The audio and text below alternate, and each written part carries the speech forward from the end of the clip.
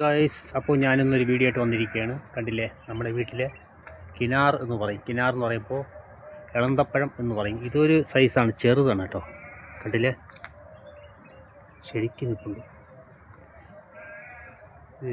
കിനാർ നല്ല മധുരമുണ്ട് കേട്ടോ. ഇത് ഇത്തിരി ചുവന്ന് വരുമ്പോൾ പറിച്ച് കഴിക്കാം.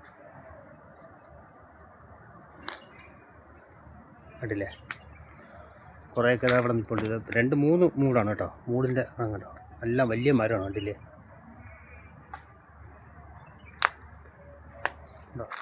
ഇത് ചെറിയ ഇനമാണ്. താഴേക്ക് വീണെല്ലാം തൊഴിഞ്ഞ് കിടപ്പുണ്ട്. ഞാൻ കഴിക്കത്തില്ല.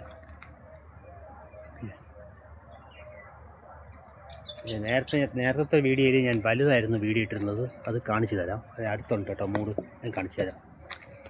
ഇത് വലിയ ഇളന്തപ്പഴത്തിൻ്റെ മരമാണ് കേട്ടോ. 2-3 സൈസ് ഇനമുണ്ട് കേട്ടോ ഇവിടെ. ഇത് വലുതാണ്, കണ്ടില്ലേ, ഇത് വലുതാണ്. ഇതിൻ്റെ സീസൺ കഴിഞ്ഞു. ഒരുപാടുണ്ടായിരുന്നു, എല്ലാവരും പറിച്ചുകൊണ്ട് പോയി.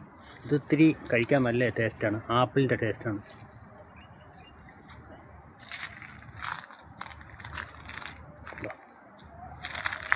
കണ്ടില്ലേ, ശരിക്കും നിൽപ്പുണ്ട്.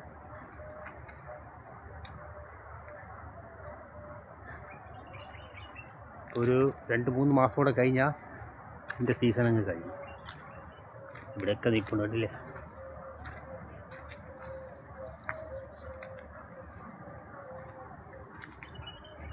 അതാ നിൽക്കുന്നുണ്ട്. നമ്മുടെ ഈത്തപ്പനയിൽ ഇതാ കൂമ്പൊക്കെ വന്നതാ പൂത്ത് നിൽപ്പുണ്ട്. ഒരു 2-3 മാസം കഴിഞ്ഞാൽ ഈത്തപ്പനയിൽ ഈത്തപ്പഴമൊക്കെ നല്ല ഒറ്റ കായ്ക്കും. അപ്പോൾ കൂമ്പ് പൊട്ടിയതുള്ളൂ. കണ്ടില്ലേ,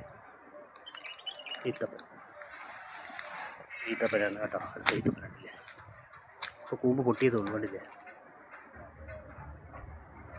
ഒരു 3 മാസം കഴിഞ്ഞാൽ അടുത്ത വീഡിയോയിൽ ഞാൻ കാണിക്കാം. അപ്പോൾ വീഡിയോ ഇഷ്ടപ്പെട്ടാൽ സപ്പോർട്ട് ചെയ്യണം കേട്ടോ. അതാണ് നമ്മുടെ വീട്ടിൻ്റെ അടുത്തുള്ള ഇളന്തപ്പഴം കൃഷി. അതായത് നമ്മുടെ ഇളന്തപ്പഴം ഉള്ള മരം ഉള്ള സിറ്റി ഈ സൈഡിലാണ് കേട്ടോ. ഈ ഈത്തപ്പഴം, ഇളന്തപ്പഴം, പിന്നെ നാരങ്ങ ചെടിയൊക്കെ അടുത്തേക്കുണ്ട്. ഇത് നാരങ്ങയാണ് കേട്ടോ. ഇത് നാരങ്ങയാണ്. പിന്നെ അപ്പുറത്ത് ഓറഞ്ചിൻ്റെ ഉണ്ട്.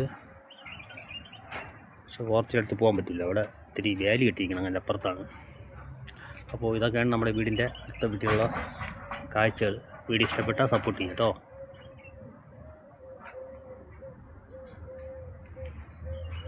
കിളികളൊക്കെ കൊത്തിയിടും. അതാണ് ഈ തൊഴിഞ്ഞ് കിടപ്പുണ്ട്. കണ്ടില്ലേ, ഓക്കെ.